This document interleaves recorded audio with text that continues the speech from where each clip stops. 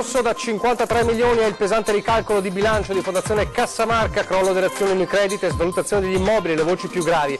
Per la prima volta un'uscita pubblica dei vertici mancava il presidente De Poli. Crisi pasta Zara, l'azienda convoca i sindacati per il prossimo 18 maggio, preoccupazioni per i 470 lavoratori di 3 stabilimenti. Speriamo, dicono i sindacati, non sia il primo caso legato al crack delle banche. 2 agenti di polizia penitenziaria aggrediti da un detenuto durante un colloquio con i parenti, 2 in ospedale, il sindacato l'ennesima prova di una situazione critica. Ladri in azione in un'abitazione di Mogliano, momenti terribili per la padrona di casa che si sveglia e trova i banditi in camera da letto al buio e riesce a farli però fuggire. La denuncia di una mamma trevigiana chiedendo di spostare la seduta di vaccinazione per la figlia si è vista fissare l'appuntamento tra quasi un anno. 200 bambini in piazza di Signori stamane, protagonisti di un'iniziativa che ha riunito 4 nomi storici dello sport come Ciccio Graziani, Adriano Panatta, Andrea Lucchetta e Yuri Checchi. Continua la marcia di avvicinamento alla durata nazionale degli alpini a Trento. Nella 3 giorni di festa ci sarà spazio anche per i parà che scenderanno dal cielo, come è accaduto a Treviso. Telespettatori di Antena 3, buonasera e ben ritrovati con l'edizione trevigiana dei nostri telegiornali. In apertura di telegiornali la situazione economica di Fondazione Cassamarca. Oggi 2 consigli di indirizzo e consigli di amministrazione hanno illustrato alla stampa il ricalcolo di bilancio del 2017. Tra crollo azioni in credito e svalutazione degli immobili, il rosso è davvero importante, 53 milioni di euro, oltre 53 milioni di euro. E già si pensa a una cura, quindi a base di affitti degli immobili, condivisione delle spese con altre amministrazioni pubbliche e private e inevitabilmente vendita degli immobili. E per la prima volta l'importante appuntamento non è passata inosservata una importante e significativa assenza. Guardate bene queste immagini. Rimarranno nella storia trevigiana come primo segno del cambiamento in Fondazione Cassamarca. Per la prima volta infatti i consigli di amministrazione e di indirizzo sono riuniti assieme davanti alla stampa, ma soprattutto per la prima volta manca il presidente Dino De Poli. E sarebbe già una notizia se in realtà la vera notizia di oggi da Caspineda non fosse il ricalcolo di bilancio, con i conti nuovamente tirati che hanno dato un inesorabile rosso di oltre 53 milioni di euro. Certo, a fronte di un patrimonio complessivo e soprattutto reale di oltre 308 milioni, ma comunque segno di una febbre alta per le storiche casse dell'ex cassaforte dei trevigiani. Ecco il perché i 2 consigli si sono presentati assieme davanti alla stampa con l'obiettivo di spiegare bene il risultato del ricalcolo di bilancio. Intanto la causa scatenante di tutto è stata la caduta verticale del valore delle azioni Unicredit, acquistate nel 2008 a 210 euro ed ora quotate 17 euro. Un crollo preventivato e coperto da un fondo di accantonamento di 200 milioni di euro. Fin qui tutto bene dunque, se non fosse che a seguito dei titoli si è dovuto ricalcolare anche il valore degli immobili, dalla Piani al Teatro da Ponte, solo per fare degli esempi. Abbiamo scoperto che alcuni valori sono inferiori a quelli che avevamo segnati in carico e allora abbiamo dovuto provvedere a svalutarli. Niente fondo di accantonamento per gli immobili ed ecco il profondo rosso imprevisto. E allora cosa fare? Intanto garantire fino alla fine di questo mandato, ovvero dicembre, gli impegni presi. Noi abbiamo già coperto per il 2018 anche i fondi che erano necessari per l'erogazione di quelle che sono le nostre attività, ovviamente relative all'università e relative ai teatri. Poi agire su 3 strade. Affittare ciò che si dà in uso gratuito, chiedere sostegno alle altre istituzioni per le iniziative a beneficio della collettività e infine vendere tutto ciò che non è strategico. Un esempio, Teatro da Ponte Vittorio Veneto, valore reale a bilancio 11 milioni di euro, in uso gratuito al Comune. Potrebbe essere anche una cessione in modo che dia anche opportunità sia al Comune di averlo in proprietà e sia a Fondazione di non avere più i costi. Una strada tutta in salita per il successore di De Poli. Lei è pronto? Ma io sono sempre pronto, ma non a certe cose come intendete voi. E ora la crisi di pasta Zara, convocati per il 18 maggio i sindacati e c'è preoccupazione per i quasi 500 lavoratori con lo stipendio bloccato da aprile. Crisi di Pasta Zara. Dopo un primo incontro con i lavoratori dello stabilimento di Riese Pio X e la richiesta del presidente Furio Bragagnolo ai dipendenti di tenere duro, è stato programmato un incontro con CGIL Cislewil per il 18 maggio. L'azienda, prima esportatrice di pasta italiana nel mondo e secondo produttore del paese, ha convocato i vertici delle categorie degli alimentaristi per fare il punto sulla difficile situazione in seguito all'annuncio dell'istanza presentata al Tribunale fallimentare di Treviso di accedere al concordato preventivo. Siamo preoccupati perché ovviamente il percorso del concordato è sempre una cosa un po' strana, bisogna avere un piano di rientro efficace e ad oggi l'azienda ha solo chiesto un concordato preventivo in bianco, quindi vuol dire che non c'è neanche stato presentato un progetto, un piano di rientro. Pasta Zara in questi giorni ha nominato un nuovo amministratore delegato e si attende da parte del Tribunale, in caso di accoglimento della domanda di concordato, la designazione di un commissario. Grande la preoccupazione dei 470 dipendenti occupati negli stabilimenti di Riese Pio X, Muggia e Rovato e con lo stipendio di aprile congelato dalle pratiche del concordato. È stato detto che maggio comunque verrà remunerato. Ad oggi loro stanno lavorando, quindi è ovvio che la nostra preoccupazione è principalmente per quelle famiglie che hanno scadenze mensili e che andranno in difficoltà. Una situazione sicuramente molto complessa e delicata, quella della storica azienda, entrata in una crisi di natura finanziaria correlata alla pesante situazione debitoria nei confronti di una serie di istituti di credito, tra i quali le due ex popolari venete. Non vorrei che fosse l'onda lunga di quella che è stata la crisi delle banche in Veneto e questo è uno dei primi effetti. Io mi auguro che questa cosa venga risolta, che si trovino le risorse per rilanciare comunque un'azienda che è sana e ha prospettive e quindi è giusto investire soprattutto per mantenere un'occupazione di qualità come quella che c'è oggi negli stabilimenti. La cronaca adesso stava parlando con i familiari durante la visita a parenti nella sala colloqui del carcere di Santabona, quando per futili motivi ha iniziato a dare in escandescenza fino ad aggredire con violenza gli agenti presenti in sala. Il fatto è accaduto ieri mattina, una vera furia, il trentenne di origini straniere detenuto da qualche mese nella casa circondariale di Treviso, bloccato da altri agenti giunti subito a rinforzo degli aggrediti, è stato riportato in cella mentre gli agenti colpiti sono finiti in ospedale con 15 giorni di prognosi. Immediato il commento del sindacato degli agenti penitenziari che sottolineano la cronica carenza di personale con una media di 70 reclusi controllati da appena 2 poliziotti penitenziari, sindacati che tra l'altro chiedono da tempo dei dispositivi anti-aggressione in uso alle altre forze di polizia europee. E adesso a Mogliano, dove a sorprendere i ladri in azione in camera da letto in piena notte è toccato a una famiglia che ovviamente è riuscita poi a mettere in fuga i ladri, ma la paura è stata tanta. Siamo rimasti proprio estrefatti. No, non è la prima volta qua.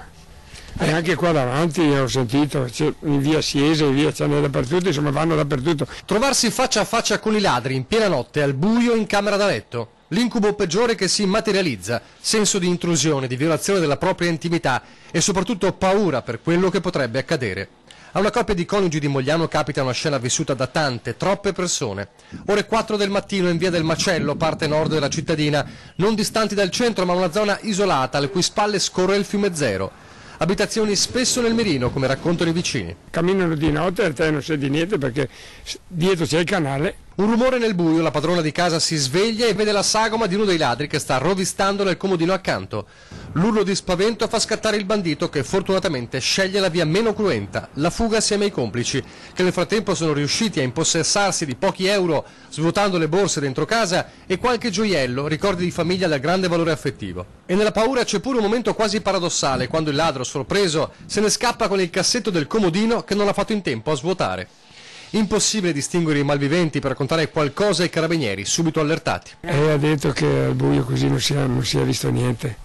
Comunque faranno indagini, ma è difficile perché telecamere non ci sono. Loro vanno in cerca, hanno detto, di soldi di carta liquidi, contanti e oro e basta. Oro e gioielli, razzie che in questa via e in quelle vicine hanno visto parecchie volte. La soluzione per quasi tutti è stata quella di installare l'allarme, oppure chiudersi, barricarsi in casa, ma barricarsi. Con un gran timore su tutti, che i malviventi non scappino, ma reagiscano con violenza. La paura più grande è questa, perché ci sono anche persone anziane che abitano in questa strada e hanno veramente paura. Sempre a Mogliano oggi la tragedia all'altezza di Campocroce, un cinquantenne morto travolto da un treno che passava lungo il binario, diciamo appunto all'altezza di Campocroce. Si tratta di un cinquantenne di Favaro Veneto e la dinamica è stata ricostruita dai carabinieri ed è quella di purtroppo di un gesto estremo, ancora da capire ovviamente le motivazioni di questo terribile gesto. Ora torniamo a parlare dei vaccini, per il caso di una mamma trevigiana che ha chiesto di spostare la seduta della figlia e si è vista fissare l'appuntamento tra quasi un anno, allora ci ha chiamato.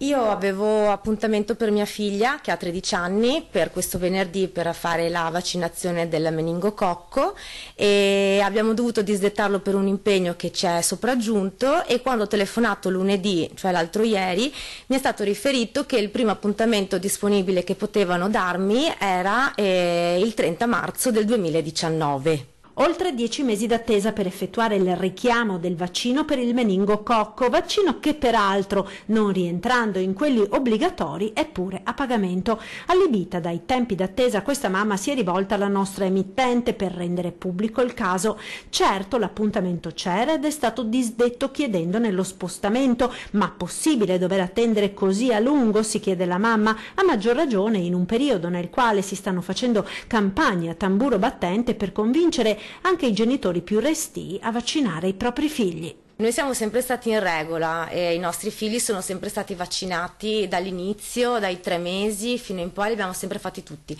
Stiamo facendo anche quelli adesso non obbligatori per legge, perché appunto questo meningococco per noi non sarebbe obbligatorio, però per dare una copertura, si parla sempre di comunità e di tutto quanto, lo facciamo, ovviamente in primis per nostra figlia, ma voglio dire, se questo è il ritorno che io ho, cioè aspettare un anno per avere di nuovo un appuntamento, mi crolla un po' tutto quanto, insomma, ecco. L'altra faccia della Marca, quella dei poveri, delle famiglie in difficoltà, dei migranti che si rivolgono ai centri d'ascolto. Presentato oggi il bilancio sociale della Caritas Tarvisina. Nonostante si comincino ad intravedere i primi segnali di ripresa, la povertà sta ancora segnando il cammino di molte famiglie come di singole persone nella Marca. Il bilancio sociale 2017 della Caritas Tarvisina evidenzia come sia soprattutto chi è entrato nella spirale della crisi da tempo a faticare più di altri ad uscirne, a rivolgersi ai centri d'ascolto per i bisogni primari, mangiare, un tetto sotto il quale dormire. Ci sono gli italiani che hanno perso il lavoro magari in età avanzata ma ancora lontani dalla pensione, famiglie con lo sfratto ormai esecutivo e soprattutto i richiedenti asilo che, ottenuto lo status di rifugiati, si trovano per la strada. Qui abbiamo molte persone, ecco, che soprattutto richiedenti asilo che sono uscite dal sistema di accoglienza, che si trovano a non avere la possibilità di aver seguito un percorso di integrazione, per cui si trovano con i bisogni primari e che quindi a dover soddisfarli, ecco, facendo riferimento a Caritas molto spesso, ecco, quindi con numeri e un incremento alquanto significativo nell'anno 2017. Tra gli italiani a trovarsi in difficoltà è soprattutto chi è uscito dal mercato del lavoro all'inizio della crisi e non riesce ad intercettare la ripresa dell'ultimo periodo. Povertà ormai radicate che finiscono per attanagliare chi è entrato nella spirale. Di qui l'appello della Caritas alla politica e al nuovo governo che parrebbe poter nascere a breve. Quella forbice di ingiustizia e di inequità che fa sì che molti facciano fatica a vivere, che pochi stiano bene, ecco, venga veramente diminuita questa forbice, quindi con delle scelte politiche e legislative che siano per il bene di tutti, non solo per il bene di pochi. Ed ora la campagna elettorale per Casugana 2018 e il progetto presentato oggi dal candidato sindaco del centrodestra Mario Conte, una raccolta di fondi per rendere accessibili le mura di Treviso anche ai disabili.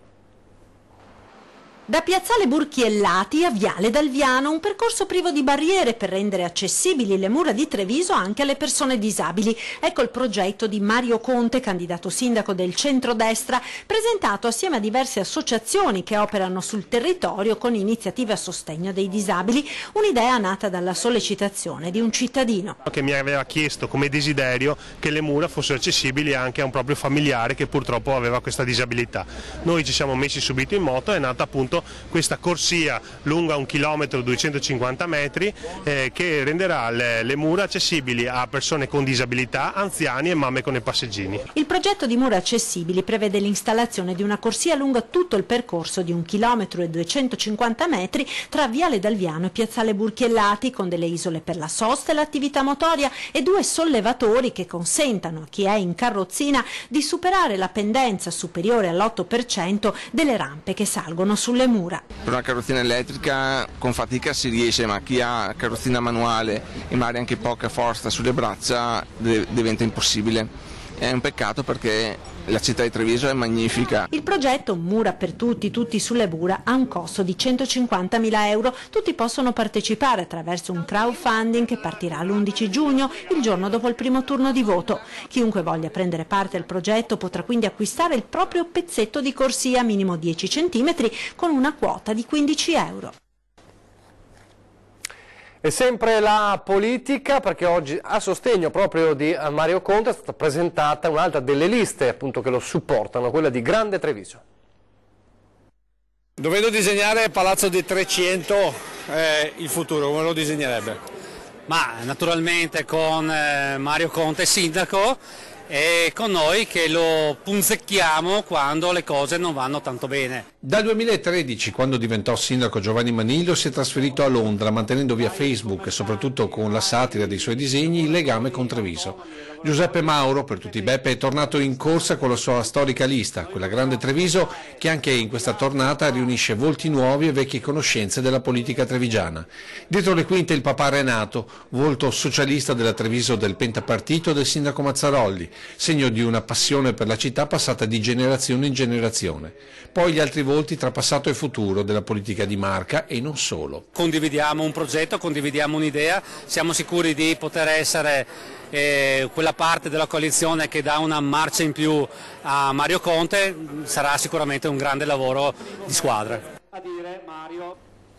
Sul fronte della Giunta oggi è stato pubblicato il bando per i lavori di efficientamento energetico degli impianti, obiettivo 15.000 nuovi punti luce in tutta la città. Il progetto deliberato nelle scorse settimane dalla Giunta dell'importo complessivo di 11.310.000 euro prevede un contributo una tantum iniziale al concessionario di 3.418.778, dei quali 3 milioni arrivano dal bando periferie e i restanti 327.869 da imputarsi alla parte Smart City del progetto. Ogni anno per 20 anni il Comune nel bando ha previsto di sostenere per la gestione dei nuovi impianti un canone annuale, tutto incluso, minore di quanto fino ad oggi speso per il pagamento della energia elettrica e della manutenzione dei lampioni e della rete. Una città ben illuminata è anche la città più sicura, ha detto Manildo oggi. Si tratta di uno dei progetti a cui tengo di più perché risponde concretamente alle richieste che ci vengono dai cittadini. Adesso una brevissima pausa pubblicitaria e poi torneremo a parlare degli alpini, perché ormai è la vigilia della grande inizio della Dunata.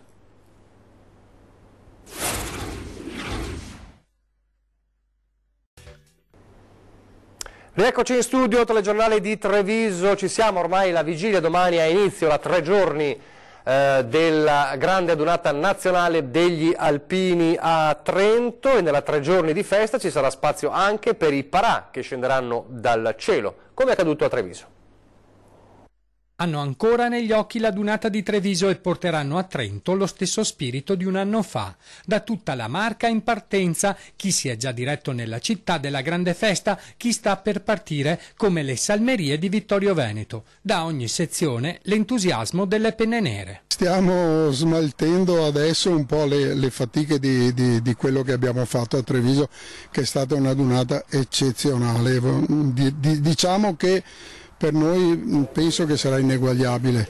Comunque adesso ci aspetta questa trasferta, andiamo da turisti non più da lavoratori e quindi andiamo anche a divertirci. Al clima di festa e di allegria si uniranno come al solito gli alpini paracadutisti che apriranno l'evento scendendo dal cielo. A Trento noi porteremo le nostre capacità come aviolancio, per cui organizzeremo la discesa di 15 paracadutisti allo stadio Briamasco di Trento. Faremo vedere quali sono le capacità degli alpini che sanno fare anche i paracadutisti, e poi durante la Dunata, durante la sfilata, tireremo il nostro paracadute bianco, rosso e verde. Oltre alla festa, al colore e alla convivialità, cultura e ricerca storica dietro ai tanti eventi che le Penne Nere organizzano a tutti i raduni. Diventa importante che queste situazioni un po' al di fuori della normalità vengano sottolineate in funzione di una sensazione di appartenenza al territorio che rischia altrimenti di semare. 300 bambini in Piazza dei Signori e 4 campioni storici dello sport è accaduto stamane.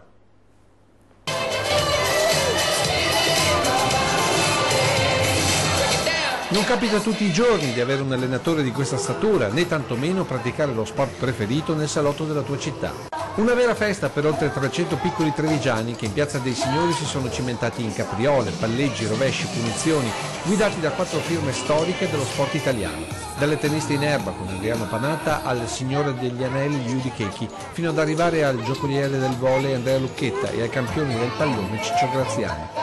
Per i bambini una giornata da grandi, per i grandi un salto indietro alla propria infanzia. Se lei tornasse bambino che disciplina prenderebbe? Il calcio. Mia mamma diceva che da bambino io dovevo venire per forza un calciatore perché quando ancora in pancia scalciavo più degli altri. Una festa ma anche un'occasione per dimostrare che lo sport, oltre che divertire, educa. In questi tour spesso vediamo tanti bimbi legati troppo alla tecnologia. E invece è importante che loro capiscono che fare sport è stare bene insieme, si cresce bene, si socializza, si imparano le regole, il rispetto e ci fa enormemente piacere vedere il bambino che va via con il sorriso, vuol dire che ha recepito il messaggio e si è divertito. 2 gli atleti che giocavano in casa, Adriano Panatta, trevigiano per amore, e Andrea Lucky Lucchetta, schiacciatore di marca. Qui Lucky anima la voglia di essere attaccati a questo pallone attraverso la capacità di inclusione. Noi includiamo tutti dal primo all'ultimo con la stessa energia, con lo stesso messaggio. Poi essendo qui in Piazza dei Signori, signori e signori, il trevigiano è tornato.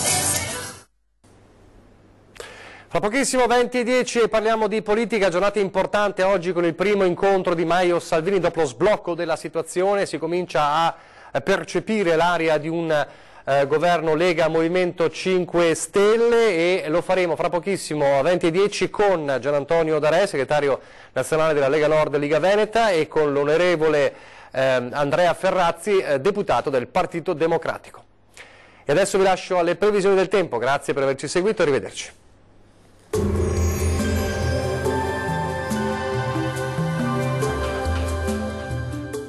Tonus è il miglior negozio di calzature moda comoda. Qui troverete il più vasto assortimento di calzature Fratelli Tomasi. Eleganza e comodità, perché camminare è vivere.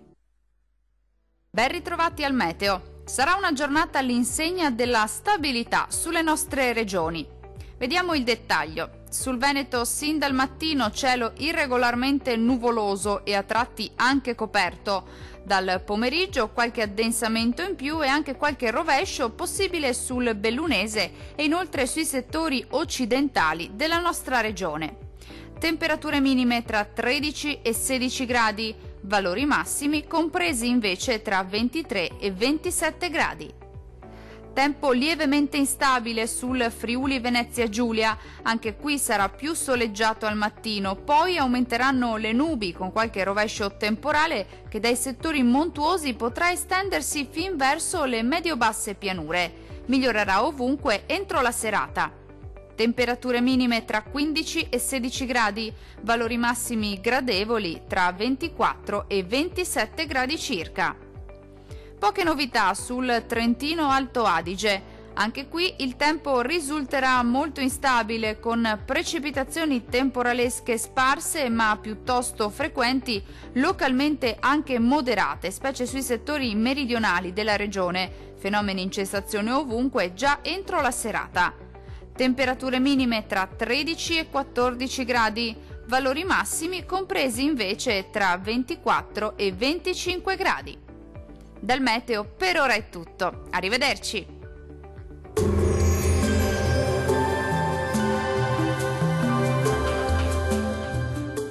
Tonus è il miglior negozio di calzature moda comoda. Qui troverete il più vasto assortimento di calzature Fratelli Tomasi. Eleganza e comodità, perché camminare è vivere.